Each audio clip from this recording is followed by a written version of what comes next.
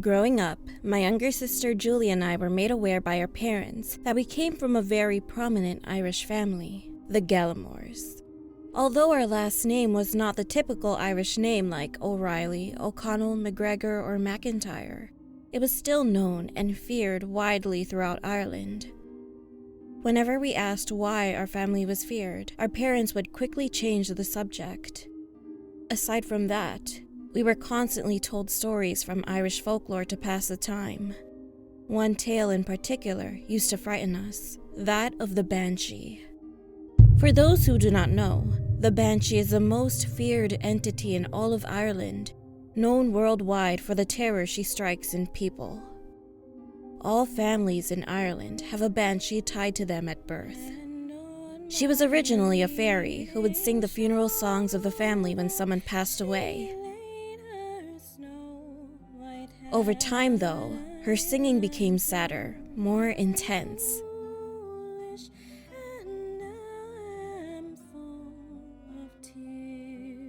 Until finally, it became mournful, crying wails. The Banshee began to feel her family's pain, and over time that pain twisted her once lithe body into a gaunt and lifeless spirit. Her beautiful red hair turned white, and her green eyes turned black and bloodshot from eternal crying. Her final change was the most fearsome of all. Her magnificent singing voice had now become a horrendous, blood-curdling scream. She was shunned by her family, and she cursed them to be forever followed wherever they went by her. And when a loved one's death was imminent, the family would hear her screams. Those doomed to die would hear the Banshee and would also see her at the very moment they drew their last breath. This tale haunted my sister and me from the moment we heard it. Were we doomed to see the Banshee and hear her cries too, since our family was Irish? Our father received a letter in the mail informing him that he had inherited the family estate, including the majestic, sprawling Gallimore Castle, as the last native Irish member of the family had passed away. To claim the inheritance, our family had to live in the castle for a year. Upon receiving this news, our parents sold our home in America, and we moved to our new home, Gallimore Castle. When the cab and moving truck pulled up to the castle, I started getting chills. The large stone facade looked like every castle from every old horror movie I'd ever seen. As the servants helped us unpack our belongings and we began to settle into our new home, Julie and I went exploring. The corridors were decorated with lavish paintings portraying beautiful landscapes and the family coat of arms. There were even portraits of various family members from centuries past. However, there was one portrait that looked as though it had been shredded by some creature. As we stared at it, we could make out what looked like a little girl's shape. Suddenly, I heard a piercing scream, almost as if a little girl was in pain. Julie was missing. Looking around, I noticed that there was a doorway that had opened up beneath the portrait of the little girl. Peering in, I saw Julie standing inside what appeared to be a girl's playroom. She was staring at herself in a mirror. What I saw staring back at her in the mirror was horrifying.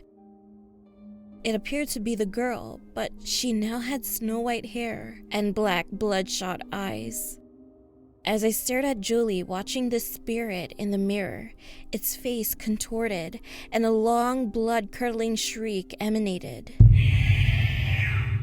At the same time, Julie's eyes in the reflection turned pitch black. I quickly grabbed her arm and ran as quickly as possible out to our parents. When we finally found them, I explained what we found in that tiny room. The servants looked at us in fear and fled from the room. One stayed behind and told our parents that they fled because they feared the Banshee had returned. Our parents brushed it off as superstition and tried to calm me down. That is when I noticed that Julie had not said a single word since we left that room.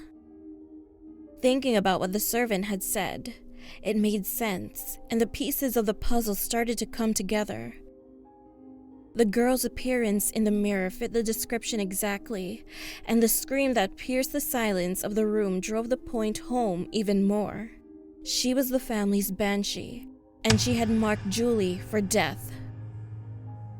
The rest of that evening, I kept a close watch on my sister.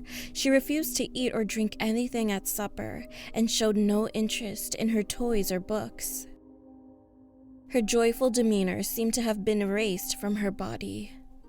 I would walk by her room and swear that I could hear her screaming. Soon, Mom and Dad started to hear the screams too, and not just from Julie's room. They could hear them throughout the entire castle. I even went to her room to see if she wanted to play, and noticed that her hair seemed lighter and her eyes blacker. I had to know what was happening to my sister. I went to the castle's library and started looking through the books for any clue. Finally, an old dusty family record. I found the answer I sought. The Gallimore family Banshee curse was different from the rest. The Banshee spirit could rest if she possessed a family member to take her place, and nothing could stop her after she chose her prey. All at once, a scream rang out through the castle so strong that the very stone walls shook. I took off, running towards Julie's room. Mom and Dad were already there, staring in horror into Julie's room. I pushed my way around them, and there stood Julie in the clutches of the Banshee, her screams enveloping Julie in swirling ghostly mist. Julie's hair had turned completely white, and her eyes, black as coal, were weeping tears of blood. Her face had sunken in and become hollow. The Banshee rose off the floor, and as she did, Julie's body slumped to the ground. Her face contorted into a ghastly scream. Julie's spirit floated into the air with the Banshee and let out a sharp, piercing cry. As she did so, the Banshee's form melded with Julie's spirit, and the new Banshee disappeared, leaving us behind with a final scream. Mom and Dad grabbed Julie's lifeless body, and we all now knew why the Gallimore family name was feared throughout Ireland. It is a family secret I wish we had never learned.